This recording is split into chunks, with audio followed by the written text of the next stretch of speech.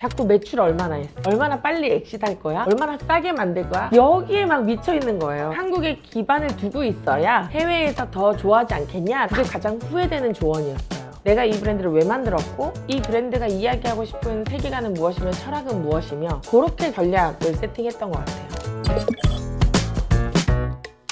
오늘은 특별하게 대표님이 직접 만든 브랜드 리솔치에 대해서 이야기를 할 건데요. 어떤 이야기를 좀 준비하셨어요? 댓글에 실전편 좀 어떻게 정확히 알려달라고 하시는 분들이 많으셔가지고 리서치라는 저의 브랜드를 준비했는데 잡돌이 당할까봐 두려운 부분들이 있습니다. 제가 사업을 하면서 의사결정했던 것들, 후회하는 것들, 주의해야 될 것들 이런 것들을 조금 허심탄회하게 얘기하다 보면 더 도움받으실 분들이 계시지 않을까라는 생각을 했고, 저도 아직도 투자하고 있는 중이고 도전하고 있는 중이어서 위로를 드리지 않을까. 리솔치라는 브랜드에 대해서 좀 편하게 한번 설명해 주세요. 리솔츠라는 브랜드는 한국의 소금과 한국의 천연 원료들을 기반해서 글로벌을 타겟으로 웰니스 뷰티, 리추얼 제품들, 셀프 케어 제품들을 만들고 있는 브랜드라고 생각하시면 될 것 같아요. 소금이라는 아이템을 선택한 이유가 있으세요? 사실은 소금이라는 아이템을 선택하기 이전에 입욕제라는 아이템을 먼저 선택한 것 같아요. 저는 기본적으로 두통을 달고 사는 사람이긴 해요. 그러니까 혈액순환이 안 되면 두통 생기잖아요. 이 두통을 해결하는 것에 대한 것으로 제가 선택한 것이 반신욕이었어요. 여러 입욕제를 썼었을 때 크게 즐거움을 느끼지 못했는데 입욕 소금을 썼었을 때 훨씬 더 반신욕의 효과라고 하죠. 땀나고 뭔가 디톡싱 되고 그 느낌들을 되게 많이 받으면서 그것에 대해서 집중해서 공부하기 시작한 거죠. 그렇다면 내가 좋아하는 이 소금 입욕제로 브랜드를 만들어 봤으면 좋겠고, 그 브랜드는 해외에 가서 팔아야 되겠다. 그렇다면 한국의 좋은 원료로 해야지 라고 해서 생긴 게 이제 리솔츠라고 생각하시면 됩니다. 아마 이 영상을 보는 많은 식품 관계 대표님들은 이해하시겠지만 대표자가 그 문제의 주인공인 경우가 아주 많습니다. 내가 비건인데 먹을 게 없어? 내가 지금 소금 입욕제가 필요한데 시장에 소금 입욕제가 없어? 그렇게 시작하는 것에서 이것을 해줄 수 있는 공장을 찾아가거나 공장 시설을 내가 세팅하거나 인 거죠. 사실 대기업처럼 자체 연구소나 그런 걸 만들 수는 없는 상황이잖아요. 그런 어려움에서 어떤 식으로 좀 접근하셨어요? 이거는 아마 저의 사례가 적절한 사례가 아닐 수 있는데, 저희는 자체 연구소가 있고 자체 공장이 있어요. 입욕제 시장 자체가 국내에 없었기 때문에 OEM 업체들이 다들 하고 싶지 않아 하는 제품이었고, 그때 저희가 다 시장을 둘러봤었을 때 입욕제 만든다라고 하는 공장들은 공장이 아니라 공방이었고, 염료라고 하죠. 염색 할 때 쓰는 그 색깔들, 향료라고 하는 어떤 케미컬 베이스의 그런 향을 내는 것들을 너무 강력하게 과하게 써서 천연 입욕제를 같이 생산할 수 없는 환경이었어요. 어쩔 수 없이 공장을 세팅하게 됐고 어쩔 수 없이 연구를 해야 되는 상황이 됐던 거죠. 비용을 어떻게 충당하느냐라고 하면, 제가 이제까지 원래 비즈니스를 하면서 모아놨던 수익들을 재투자, 또 동시에 제가 정부 지원 사업에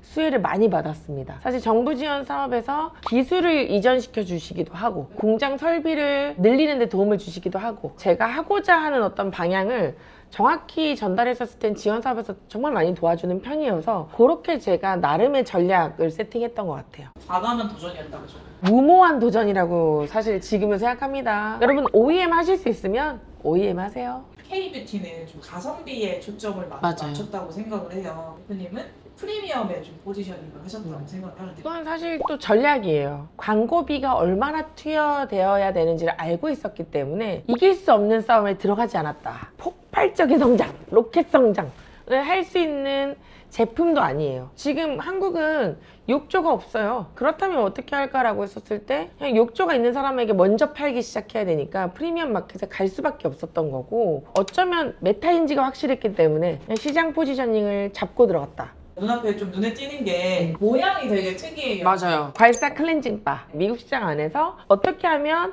천연 비누로서 다른 포지셔닝을 가져갈 수 있을까라고 했었을 때 웰니스 리추얼을 상징할 수 있는 에이시안 마사지 괄사툴 마사지 기계를 만들어야겠다라고 생각했던 것 같아요. 그래서 보시면 과거에 지점토 있잖아요. 문방구에서 사와서 이렇게 만들었던 거예요. 이거 보면 이 손이 이렇게 들어가는 거예요. 어떻게 하면 이거를 마사지 할 수 있게끔 만들 수 있지? 결국 파이널로 나온 게 이 친구죠. 사실 이런 뾰족한 게 있어야 되는 것 같아요. 뭔가 딱 보여주는 아이덴티티. 맞아요. 리서치 하면 소금을 기반으로 한 천연 제품으로 당신에게 웰니스 리추얼에 선사하고자 합니다 라는 것이 브랜드의 어떤 메시지라면, 그러면 너네 뭐가 웰니스야? 너네 뭐가 차별화야? 라고 했었을 때 웰니스? 마사지 이렇게 얘기할 수 있잖아요.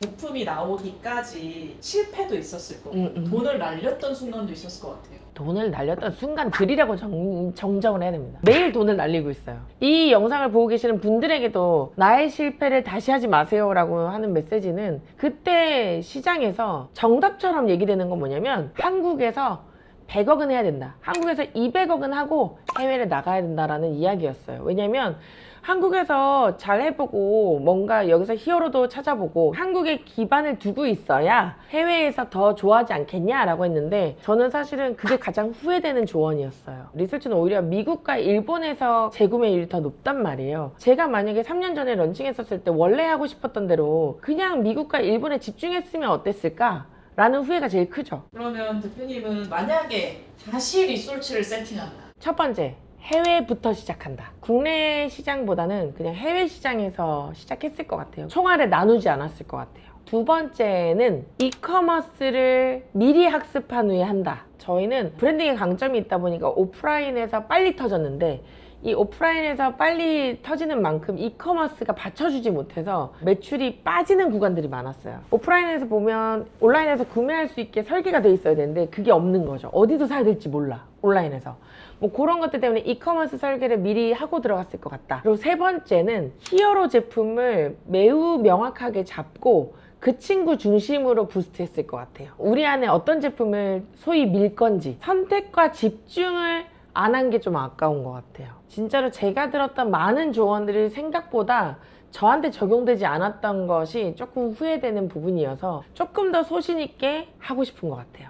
리솔츠로 인해서 많이 해외 출장을 가시는 걸로 알고 있는데 보통 어떤 걸 하시나요?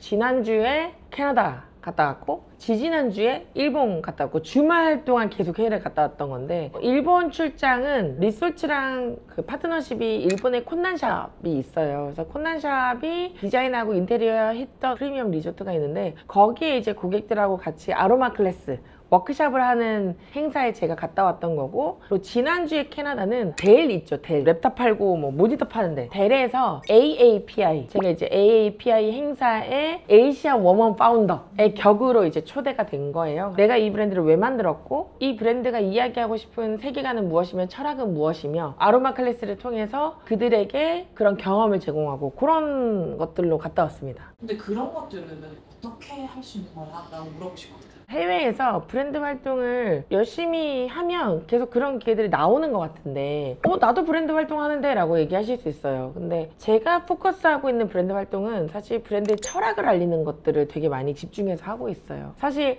리솔츠가 국내에서 이야기하지 않는 스토리 중에 되게 중요한 코어 스토리가 하나 있는데, 저희 할아버지는 한의사셨어요. 옛날에 할아버지가 욕조에 소금을 넣어서 땀띠를 치료해 주셨던 거, 상처가 났을 때 어떠한 허브를 대서 치료해 주셨던 거, 그런 이야기들이 저희 제품에 많이 있다 보니까 저는 해외에서 제가 차별화를 얘기할 땐 할아버지의 손녀의 페르소나로 얘기를 합니다. 제가 계속 얘기하는 게 사실은 브랜드의 차별화잖아요. 그리고 파운더의 이야기라든지 브랜드의 특별함, 브랜드가 존재해야 되는 이유, 내가 사는 한국에서 우리는 이러한 목욕을 해, 우리는 이러한 원료를 가지고 제품을 만들어, 제가 해외에서 초대받는 건 그런 이야기를 해줄 파운더들을 찾는 거예요. 한국 교육은 결국에는 성과주의가 너무 만연하다 보니까 우리가 브랜드를 만들고 브랜드를 사업을 할 때도 자꾸 매출 얼마나 했어, 얼마나 빨리 엑시트할 거야, 얼마나 싸게 만들 거야, 할인 얼마나 해줄 거야, 여기에 막 미쳐 있는 거예요. 근데 사실 브랜드라는 것은 어떻게 보면은 하나의 인간으로 볼 수 있거든요. 브랜드 캐릭터가 잘 성장하는 것에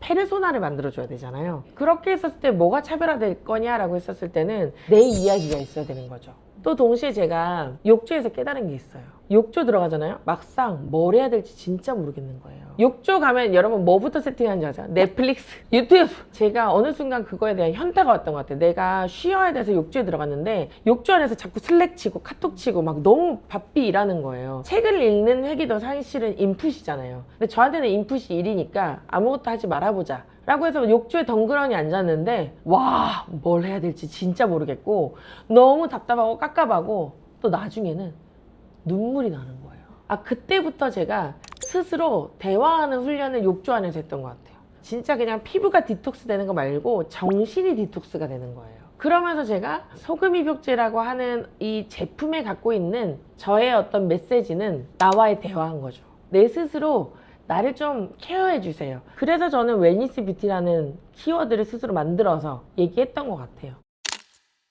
앞으로 어떻게 리솔치를 좀 이끌어가고 싶으세요? 사업가로 물으면 매출을 많이 내야겠죠. 매출 많이 내서 존재할 수 있어야 되겠죠. 그리고 또 개인적으로의 어떤 저의 미션은 욕실 홀로 있는 나의 공간조차도 좋은 제품으로 멋진 미감으로 조금 가치 있게 만들어낼 수 있는 브랜드가 되고 싶다. 브랜드가 이야기해야 되는 것은 결국에는 들을 만한 좋은 이야기를 계속 만들어내야 되는 것 같아요. 어떻게 보면은 제품이 아니라 사용하면서의 어떤 경험 이런 것들을 더 얘기해야 될 거라고 저는 판단을 하고, 동시에 또 코리안으로서의 아이덴티티를 얘기하자면 한국의 좋은 원료를 잘 소개하고 너무 싸지 않게, 그렇다고 너무 비싸지 않게 적절한 가치를 보상받으며 팔고 싶다.